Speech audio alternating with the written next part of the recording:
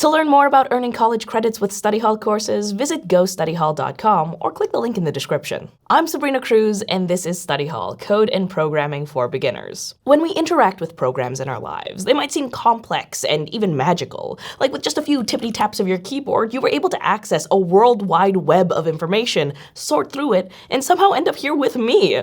I'm honored. And while we're not quite ready to make those kinds of graphical interfaces yet, we're also not that far away either. If you followed along with this playlist, you've picked up some specific skills, and by combining them, you're already equipped to tackle some serious world-altering problems. Really, the beauty of programming is how much you can do with just a little know-how. So let's take all of those things we've learned so far and see how we can combine them to solve a big problem: radioactive mice.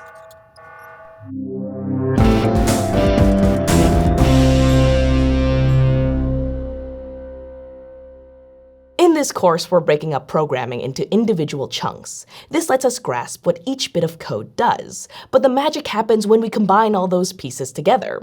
In fact, the basics we've learned so far fit into a general plan for writing simple programs. We start off with some kind of input, which is the data that goes into our problem-solving process. This is usually part of the beginning of our code, with the lines that find and create the scanner.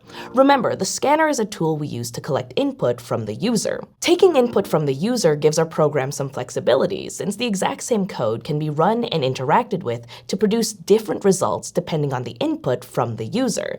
Like if I had a recipe program where I input the foods I have in the pantry, it'll give me a different result based on the foods I have on hand. We take our input, then we process that data using expressions, because without some kind of process being involved, we wouldn't need our code. And finally, we get the output of our process using print functions from our previous episode, which gives us our final result. Throughout all these stages, we'll be using other important coding tricks we've learned, like declaring and assigning variables to store our inputs, intermediary data, and the final outputs. But altogether, the inputs, process, and output are the three steps that form a basic computer program that takes some piece of data and does something with it to get a useful result. To see this in action, let's talk radioactive mice and how our programming knowledge can help tackle them. This will require a small crash course in radioactivity. In a radioactive substance like uranium-235, the atoms are unstable, which means they eventually break down or decay into more stable ones. As this happens, they shoot off energetic particles, which is what we call radioactivity. The kind of radiation from uranium can be pretty bad for humans and animals if those particles go through our bodies, since they can damage cells and DNA. That's especially a problem after an event like a nuclear power plant failure, like the Fukushima nuclear disaster in Japan.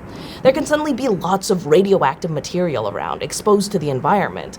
Not only is the local wildlife affected, but animals can actually spread it around. Take mice, for instance. By eating something contaminated with uranium-235 and, well, pooping it out somewhere else, the mice spread that dangerous radioactive material. Or the mouse might get eaten by a bird of prey, so then that bird carries some uranium as it travels, and so on. The good news is that as unstable atoms decay in a material, the total amount of radioactive mass decreases over time and eventually drops to a safer level. So we want to know how long it takes for a mouse to reach a safe level of radioactivity, depending on the amount of radioactive material it ate. The wild thing is that by combining the programming tricks we've picked up, we can already write a computer program to tackle this problem. It's fairly simple math, but if we were going to look at a lot of mice, having a program do all of the work can save us a lot of time poking numbers into a calculator. So back to our program outline. We have some input data, which is the amount of radioactive material a mouse has eaten. Our desired output is a message that says how long it takes for the uranium to decay to a safe level. And in between, we'll code the math needed to give us an answer. But before we leap to our keyboards, we usually start by considering how we'll produce the output we want from our input. In this case, we need a few more details. The basic idea is if we plot the amount of radioactive material in a mouse over time, it drops off slower and slower, following a type of curve called exponential decay. The exact shape of this curve depends on the total amount the mouse ate to start with, and how fast the radioactive material decays, which depends on a number called the decay constant.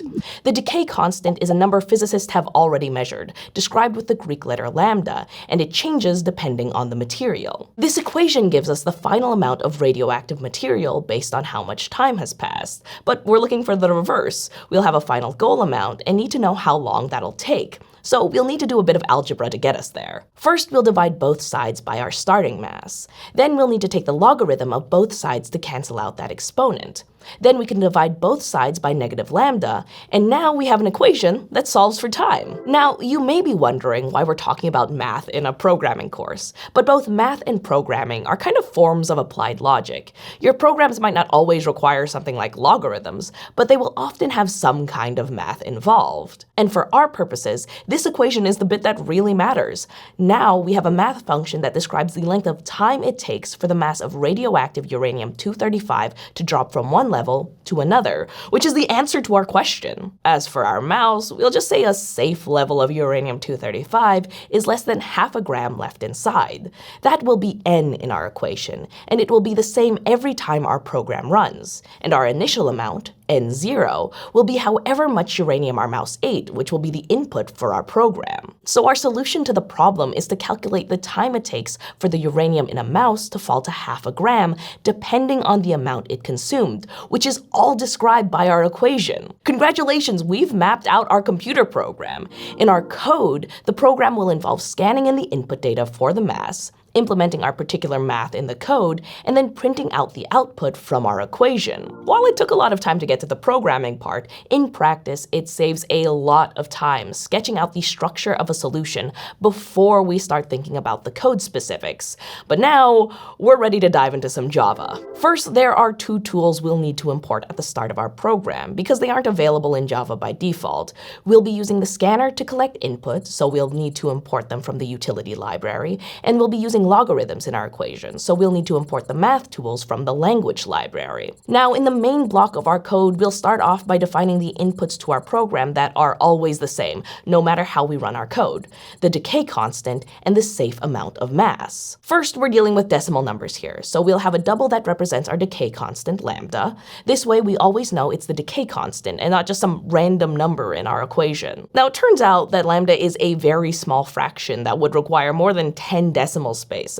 But for really big or really small numbers in Java, we can use scientific notation, which shows up as something like e minus 10 after a number and means times 10 to the negative 10, which is a super tiny number. In general, e followed by some number means times 10 to the power of that number, and when outputting large or tiny numbers, Java will actually default to scientific notation. Now, we also need another variable with a double type to represent the safe level of uranium in a mouse, which we've decided is a mass of 0.5 grams. We could just hardcode those constants into the math of our program, but making them into variables makes it much easier to change down the line. Like, we could easily change the decay constant if we wanted to use this program for a different radioactive material. So the constant variables for our program are ready to go, and following our program sketch, we're ready to take inputs from the user. First, we'll add the code that will print a line to the screen prompting us for the input data, which says, enter the initial mass of uranium-235 in grams. Then we can define a scanner, which will read in the answer from the user. This time, we'll use it to read in a decimal number.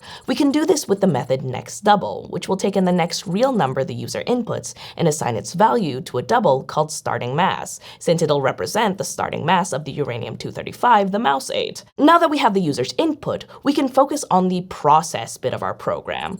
We'll need one more double variable called time in years, which will represent our final answer, the number of years it will take for the uranium to decay to a safe amount. But unlike before, where we assigned actual numbers to the variable, here we're going to use expressions and say that this variable stores the results of the expression based on the equation we wrote out earlier. Basically, we type in our math equations using our constant variables, being really careful to remember the order of operations. And to use the log functions, we can call it from the library we imported earlier using math.log followed by parentheses. Inside the parentheses of the log function, we can read in some arguments, which will be our variable for the safe amount of uranium, divided by the starting mass which we got from the user. So now our expression in code matches the equation we saw earlier, which means that we are nearly there. After this expression, the answer we're looking for is stored in the variable time in years, so all we need to do is print it out. Before we just print out the answer,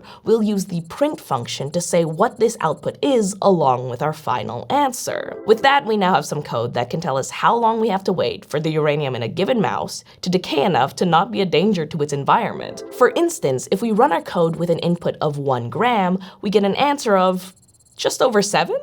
But hang on, if we look at the end of our answer, we can see E8, which in scientific notation means multiplying by 10 to the 8, which is 100 million. So our final answer is an astonishing 700 million years for just 1 gram to decay to half a gram, which is, well, longer than mice live, to say the least.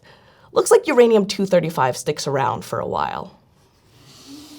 Still, the great thing about the code we've written is that we can take a different input every time we run it to get the answers for different initial amounts of uranium eaten by a mouse. For instance, if a mouse ate 2 grams, our code tells us it would take nearly 1.5 billion years for the amount to decay to a safe level. And even if the mouse ate just 1/100th of a gram above a safe level, it would still take 20 million years to come down to half a gram. So our program tells us an important fact, which is that for the duration of a mouse's lifetime, the amount of radioactive material will be pretty much the same as the amount it ate until it either comes out the other end or the mouse meets a terrible fate. Which might seem like a lot of work for a fairly simple answer, but we have more concerns about these spicy little guys. While we've crafted a complete program here, one of the beauties of programming is our ability to easily build on what we've made before. As we move through this series, we're going to keep expanding what we can do with this program to answer more questions about these mice. But for now, we can take a moment to appreciate our first top-to-bottom complete computer program. While it only uses simple numbers as inputs and outputs with a single mathematical expression in its process, the general scheme of input, process, and output forms the basic structure of many computer programs you'll write for tackling more complex problems with different kinds of data. What's more, the core of our solution was only a single mathematical expression. In reality, there's a whole world of ways we can instruct computers to perform more sophisticated tasks for us. Each one opens up new horizons for the kinds of problems we can tackle with coding, and the strategies we have for dealing with them. If you're enjoying Study Hall Code and Programming for Beginners and are interested in taking an online course and earning college credit, go to gostudyhall.com or click on the button to learn more. Thanks for watching. See you next time.